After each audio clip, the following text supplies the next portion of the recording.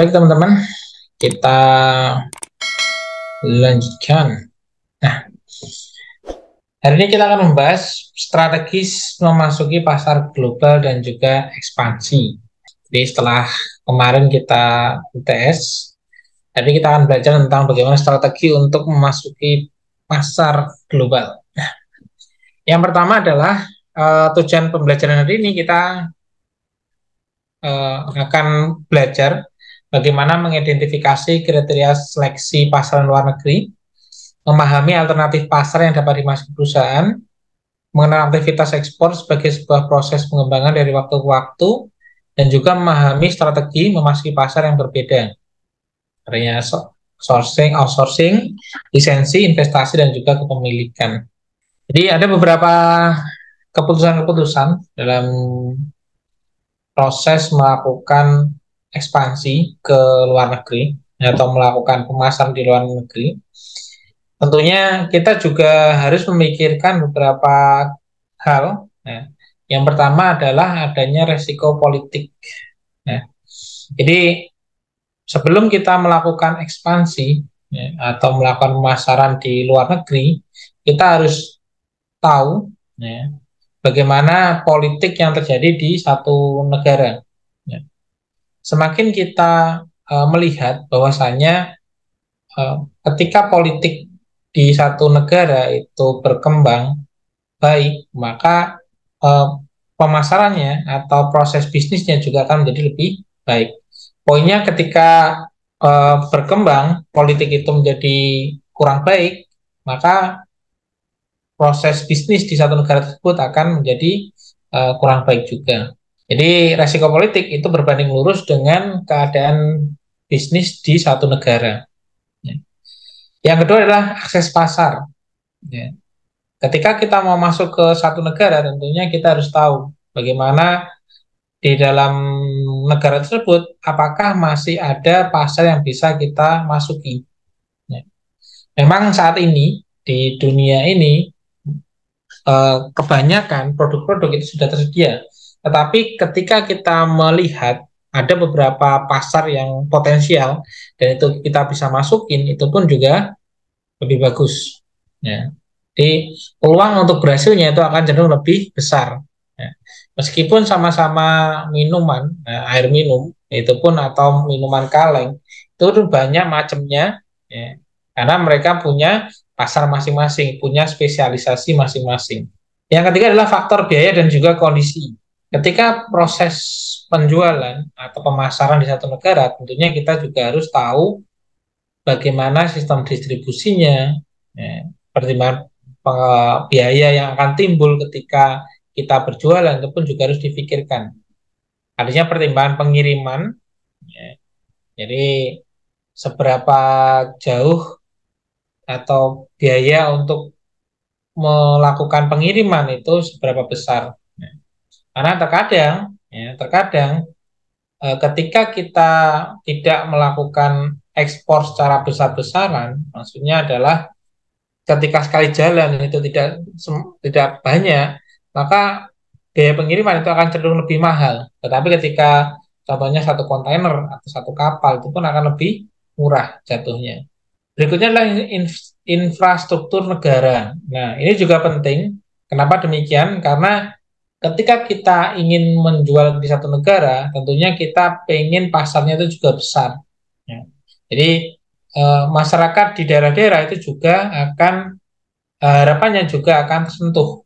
Ya, sehingga infrastruktur negara ini sangat penting.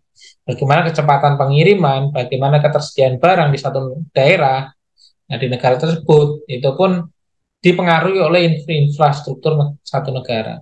Hal lain yang terpenting adalah adanya pertukaran uang asing. Ya, pertukaran asing. Jadi ketika adanya nilai kurs ya, mata uang asing, itu tentunya juga akan mempengaruhi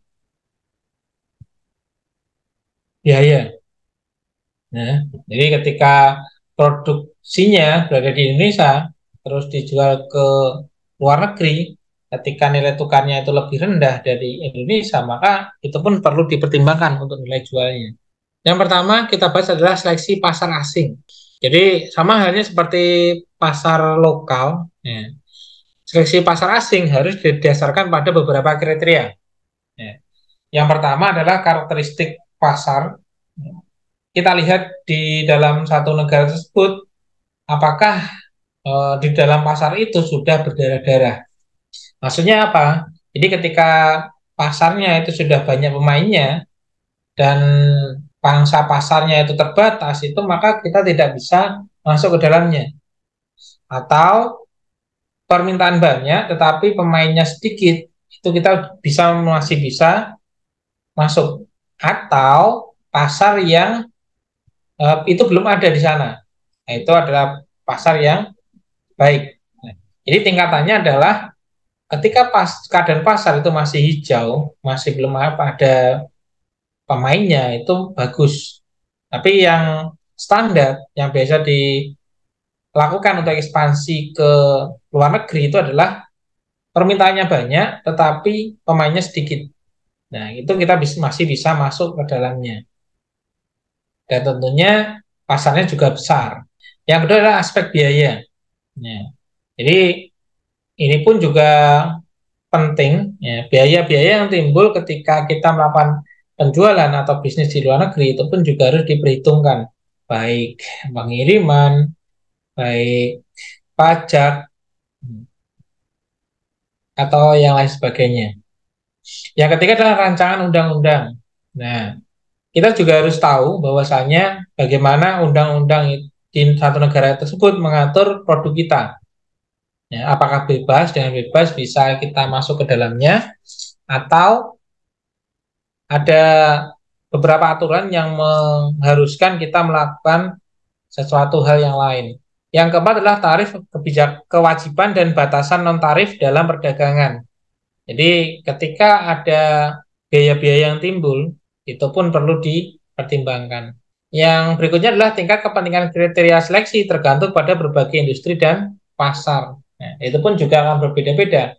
Ketika berbentuk barang-barang kebutuhan pokok atau barang-barang elektronik atau barang-barang otomotif, itu pun akan berbeda untuk cara penanganannya. Ya, maka perlu dilakukan penyesuaian dari perusahaan memutuskan untuk masuk ke negara tersebut atau tidak. Kriteria seleksi pasar, ya, ada 6 hal yang perlu diperhatikan di dalam kriteria seleksi pasar. Yang pertama adalah potensi pasar. Jadi ketika kita ingin menyeleksi pasar, kita lihat seberapa besar potensi pasar dalam satu negara tersebut, satu daerah tersebut. Jadi ketika pasarnya itu masih besar, ya, memang sih banyak yang pemainnya, tapi masih besar potensinya, kita bisa masuk ke dalamnya. Yang kedua adalah akses memasuki pasar. Ya, bagaimana, apakah ada merek yang kuat yang sudah ada di sana? Ya, kita pun bisa melakukan, apakah kita bisa melakukan proses untuk masuk ke pasar tersebut atau tidak. Yang ketiga adalah biaya pengiriman dan waktu. Itu pun juga perlu diperhitungkan untuk biaya pengiriman dan waktu sampai produk tersebut. Yang keempat adalah tingkatan penilaian dan kualitas kompetisi. Jadi di dalam satu produk tentunya ada keunggulan masing-masing. Jadi apakah produk kita di tingkatan penilaian dan kualitas kompetisinya itu bisa masuk ke dalamnya. Yang kelima adalah pelayanan. Ini adalah hal yang penting yang menjadi nilai plus bagi satu produk, yaitu adalah tentang pelayanan. Jadi bagaimana perusahaan itu memberikan pelayanan kepada konsumen, ya, apakah sesuai dengan yang yang diinginkan oleh konsumen di negara tersebut atau tidak. Yang keenam, yang paling penting adalah kesesuaian produk. Ya. Jadi sebenarnya, ya, proses pemasaran internasional itu hal yang paling utama adalah di produk. Jadi bagaimana produk tersebut mampu menawarkan dirinya sendiri. Dengan apa? Dengan fitur ataupun dengan merek atau branding ataupun positioning. Bagaimana produk tersebut mampu menjadi solusi bagi konsumen yang menggunakannya. Jadi lebih ke seperti itu. Jadi ada beberapa pertanyaan kritis untuk profil pasar produk, yaitu adalah 9W. Yang pertama adalah siapa pembeli produk kita. Jadi kita identifikasi. Nah, ini adalah hal yang paling mendasar ketika kita mau melakukan penjualan, yaitu adalah kita identifikasi. Ya. Kira-kira siapa yang akan membeli produk kita, apa yang diinginkannya dari produk itu. Yang kedua adalah siapa yang tidak membeli produk kita. Jadi alangkah lebih baiknya ketika kita juga tahu kira-kira orang yang seperti apa yang tidak membeli produk kita. Kesalahan mendasar dari para pengusaha itu adalah ingin produknya dibeli oleh semua orang. Ya. Padahal prinsipnya kita tidak bisa menyenangkan setiap orang. Maka ketika kita ingin produk kita ingin dibeli oleh semua orang, maka kita tidak akan bisa melayani siapapun. Karena kita juga harus punya kualitas yang sesuai dengan pangsa pasar kita. Dan itu pun ada beberapa pangsa pasar yang tidak mampu untuk membelinya. Contohnya ketika kita jualan iPhone. Nah, itu pun ada orang yang mau membeli, tapi juga ada orang yang tidak mau membeli. Yang ketiga adalah kebutuhan apa atau fungsi apa yang dipenuhi dengan produk kita. Jadi bukan hanya tentang fitur, tapi adalah apa yang dibutuhkan oleh pelanggan. Yang kedua adalah masalah apa yang keempat adalah masalah apa yang dipecahkan oleh produk kita. Jadi sifat dasar manusia itu adalah ada dua, yaitu ingin mencari kesenangan dan menghindari kesusahan. Nah, ini pun bisa menjadi tolak ukur dalam sebuah profil pasar, ya, yaitu adalah keinginan untuk senangnya itu adalah kebutuhannya, menghindari masalah itu adalah yang kedua. Ya, masalah apa yang dipecahkan untuk produk kita. Yang kelima adalah apa yang dibeli konsumen saat ini untuk memuaskan kebutuhan atau memecahkan masalah di mana produk kita ditargetkan. Jadi kita bisa fokus ke dua hal itu, ya.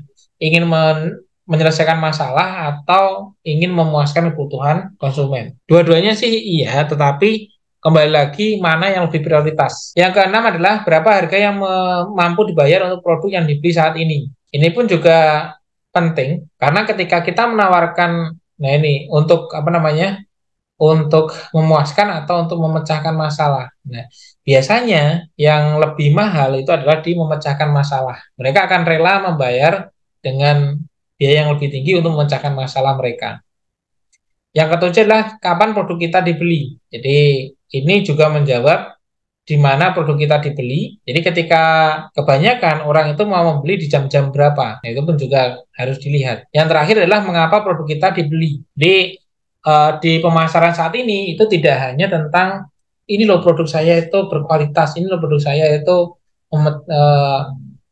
memiliki fitur A, B, C, D dan lain sebagainya. Ya. Yang ditawarkan saat ini adalah customer oriented. Jadi apa yang akan didapatkan oleh pelanggan, kesenangankah atau memecahkan masalah.